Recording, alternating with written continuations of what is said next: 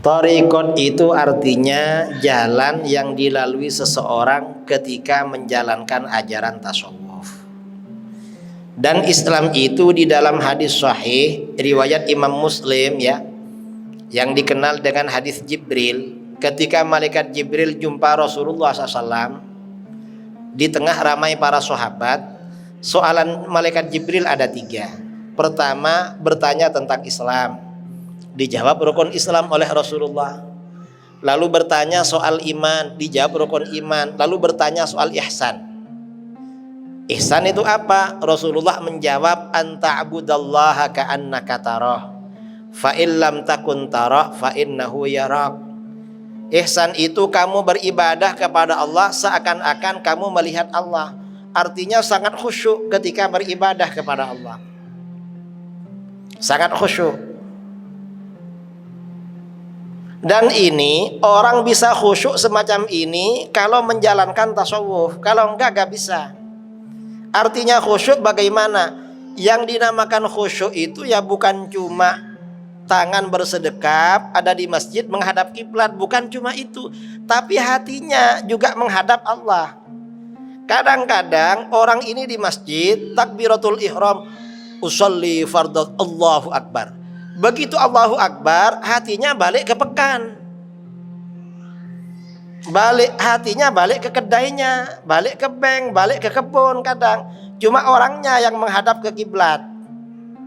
Nah, ini tasawuf itu artinya tarekat atau tasawuf, kita ini senantiasa berzikir kepada Allah, ingat pada Allah, sehingga ketika sholat ini benar-benar sholat. Yang sholat ini bukan cuma badannya, hatinya ikut sholat pada Allah.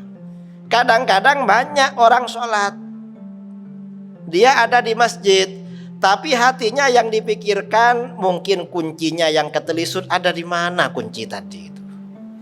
Mungkin ayamnya yang sudah 2 hari tak pulang, ayam saya 2 hari tak pulang kemana ya. Padahal orangnya sholat, ada yang begitu.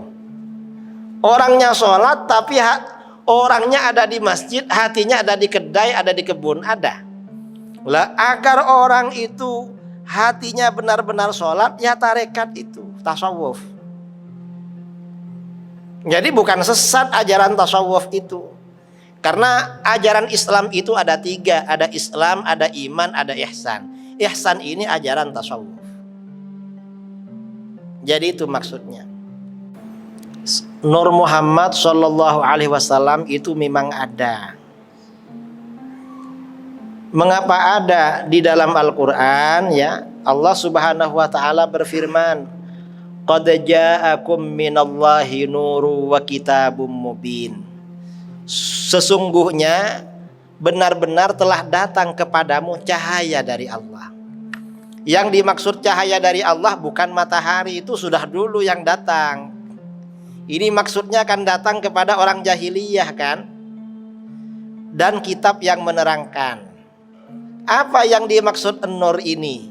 Dalam kitab-kitab tafsir ya, qalal Imam Ibnu Jarir At-Tabari, yaqulu jalla sana'u liha ula'il ladzina khatabahum min ahlil kitab qad ja'akum ya ahlat taurat wal injil minallahi nur, yakni bin nur Muhammadan sallallahu alaihi wasallam alladzi anara Allah bihil haq.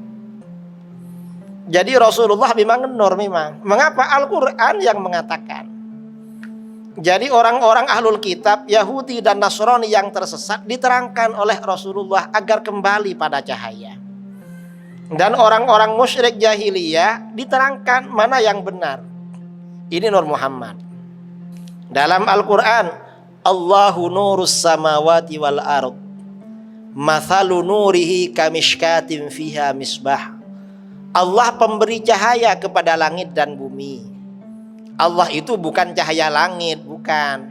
Karena cahaya langit ya matahari ini, kan bukan matahari Allah itu. Ini ditakwil oleh para ulama. Kalau tak ditakwil, nanti yang dikira Tuhan ya matahari itu. Atau kalau di dalam masjid ya listrik. Padahal bukan itu. Yang dimaksud Allahu nurus samawati wal ard, kata para ulama, munawwirus samawat wal ard, pencipta cahaya atau pemberi cahaya di langit dan bumi. Mathalu nurihi kamishkatin fiha misbah. Perumpamaan cahaya Allah adalah seperti sebuah lubang yang tak tembus. Yang di situ ada lampunya ya.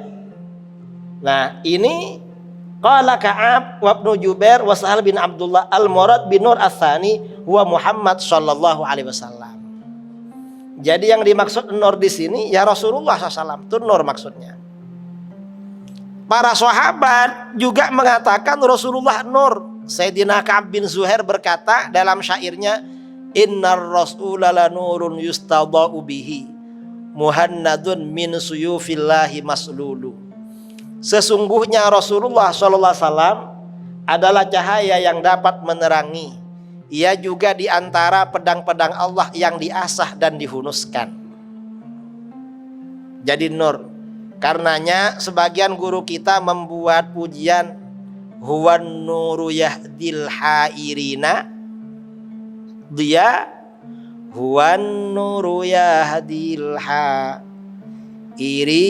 diya'uhu wa fil hasyri dhillul mur salina liwa'uhu. Kan begitu. Ya diambil dari ini sebenarnya.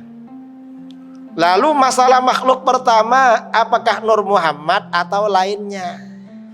Beberapa ulama mengatakan makhluk pertama yang diciptakan oleh Allah adalah Nur Muhammad SAW. Demikian ini pendapat Imam Ibnu Hajar Al-Haytami, Ibnu Arabi, Abdul Ghani An-Nabulusi, Syekh Abdul Aziz Ad-Dabbagh, An-Nabhani, Al-Qattani dan lain-lain. Beberapa ulama mengatakan bahwa makhluk pertama adalah selain Nur Muhammad. Ada yang mengatakan bukan Nur Muhammad. Ini pendapat Syekh Al-Qumari, Syekh Al-Harari, Ahbash dan lain-lain. Sama-sama ada memang. Kita ikut yang mana? Ya gak tahu lah. Dan ini bukan akidah yang harus tahu, kalau gak tahu sesat, enggak. Walaupun gak tahu gak apa-apa masalah ini. Karena dalilnya bukan dalil qat'i. Masalah shofar. Shofar ini ya, shofar, apakah shofar ini memang beza dengan bulan-bulan yang lain? Ada hadis ya, Rasulullah SAW bersabda, akhirul arbi'a minasyahri yaumun nahsin mustamir. Rabu terakhir dari bulan, bulan apa saja, itu hari nahas terus, hari sial terus. Maksudnya bulan Islam ya, bulan apa kalau Hijri, bulan Hijri.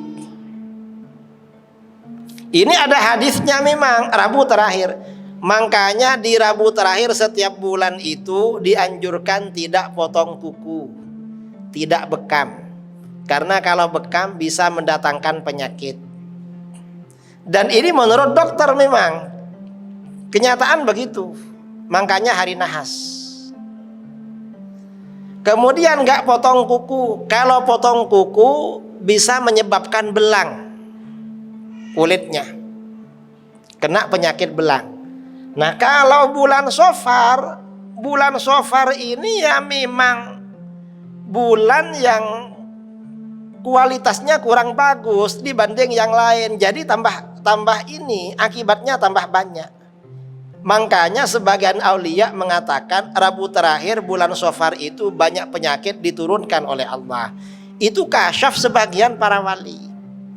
Dan gak wajib percaya. Cuma kalau orang percaya pada wali ya percaya.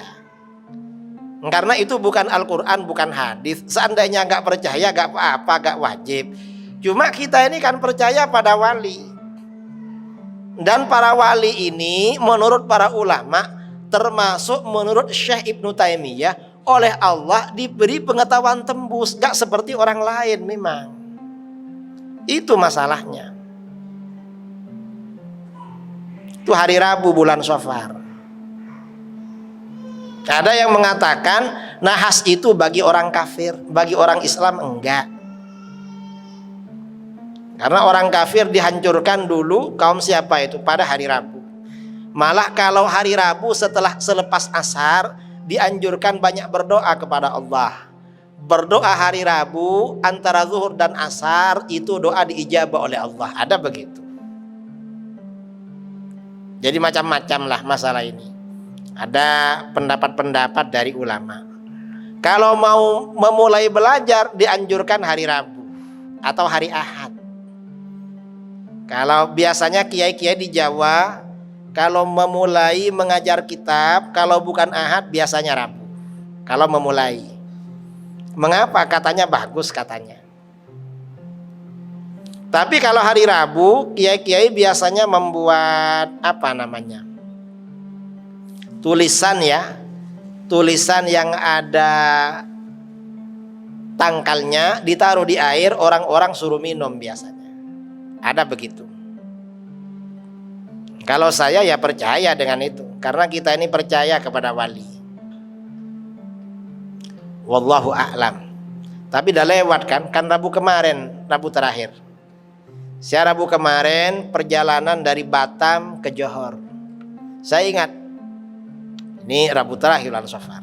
Ya kita jalan aja lah. Ternyata ya aman-aman aja, tidak ada apa-apa itu.